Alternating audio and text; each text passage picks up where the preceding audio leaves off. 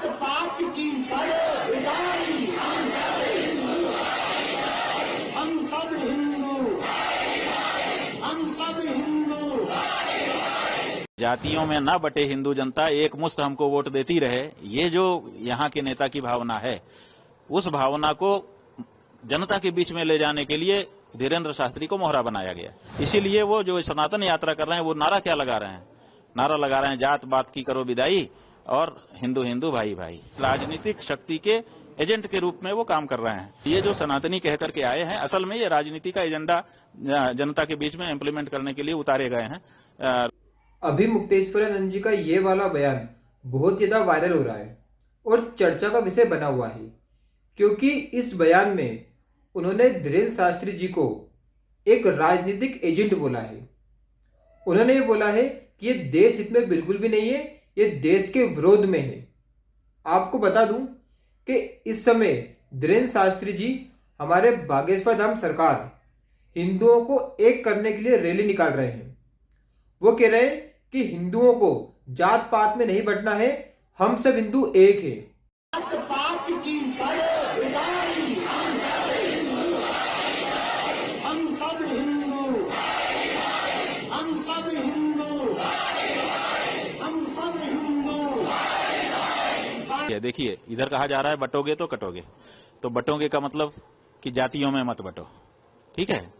तो जातियों में ना बटे हिंदू जनता, एक मुश्त हमको वोट देती रहे, ये जो यहाँ के नेता की भावना है, उस भावना को जनता के बीच में ले जाने के लिए धीरेन्द्र शास्त्री को मोहरा बनाया गया। इसीलिए वो जो सनातन यात्रा कर रहे हैं, वो नारा क्या लगा रहे हैं? नारा लगा रहे हैं जात बात की करो विदाई और हिंदू हिंदू भाई भाई।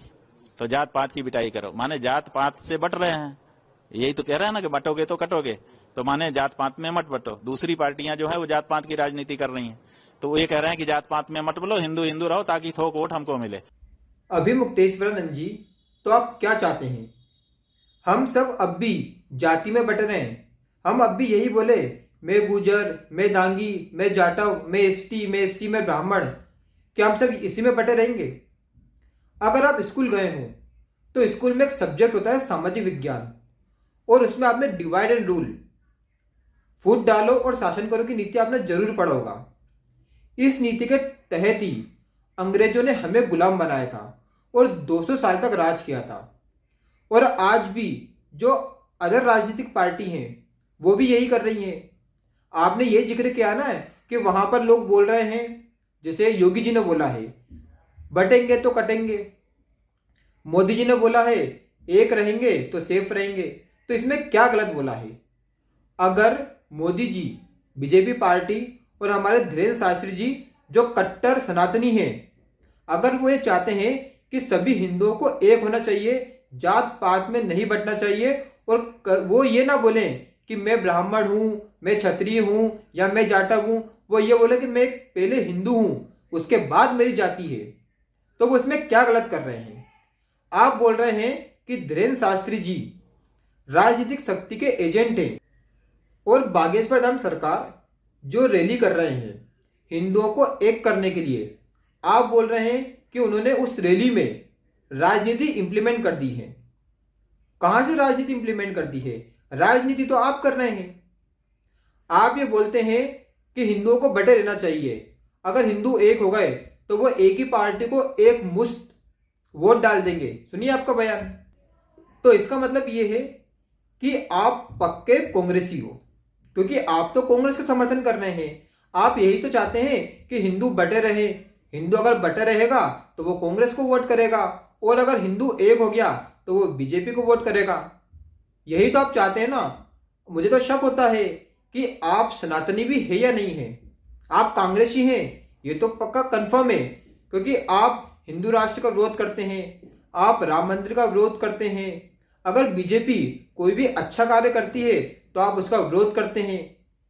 इसका मतलब क्या है कि आप बीजेपी के कट्टर दुश्मन हैं, आप सनातनी नहीं हैं। बीजेपी के लोग कट्टर सनातनी हैं, कट्टर हिंदू हैं, इसीलिए तो वो हिंदू एकता की बात कर रहे हैं। अगर हम अभी भी बटे रहे तो हम तो कटेंगे।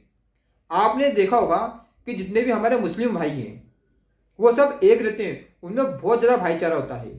लेकिन आज के टाइम पर क्या हिंदू में वो भाईचारा है?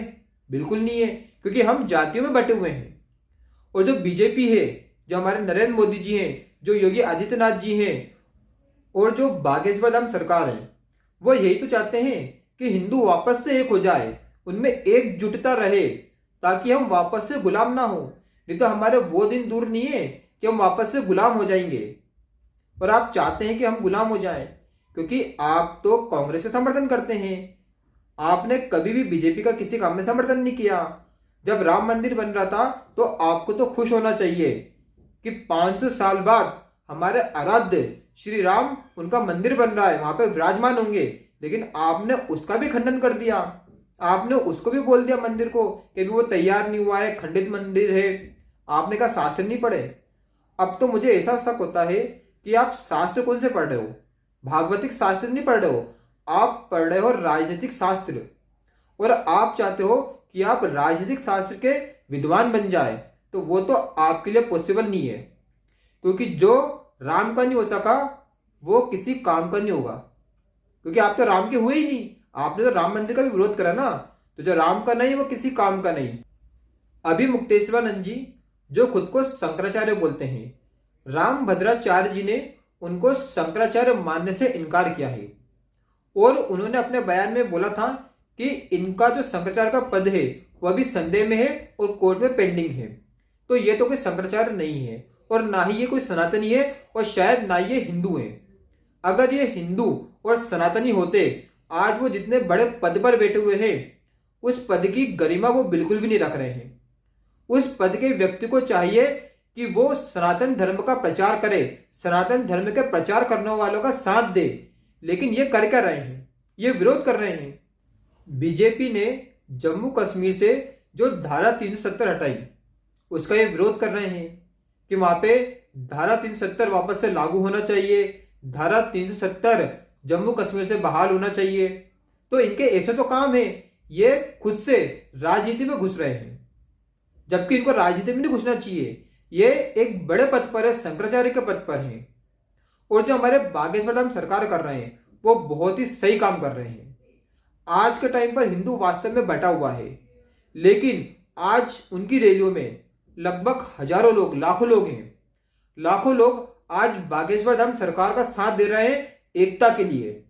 और ये दिख भी रहा है कि हिंदू बदल रहा है, और हिंदू को बदलना चाहिए, हिंदू को एक होना चाहिए। आज जितना भाईचारा मुस्लिम लोगों में है, उससे ज्यादा भाईचारा हम में होना चाहिए। लेकिन ये हिंदू धर्म की विडंबना है कि हम हमारे धर्म पर, हमारे शास्त्र पर उन पर ही उंगली उठाते हैं, उनको हम नहीं मानते हैं, और इसीलिए हम बटे हुए हैं। और आज जो बीजेपी ने, बागेश्वर धाम सरकार ने जो मुहिम छेड़ी है हिंदुओं को एक करने की, वो बहुत ही सही है। और हम सबको उनका समर्थन करना चाहिए, उनका साथ देना चाहिए। अगर आपको वीडियो अच्छा लगा हो तो वीडियो को लाइक कीजिए, चैनल को सब्सक्राइब कीजिए। जय श्री कृष्ण, राधे राधे, जय श्री राम।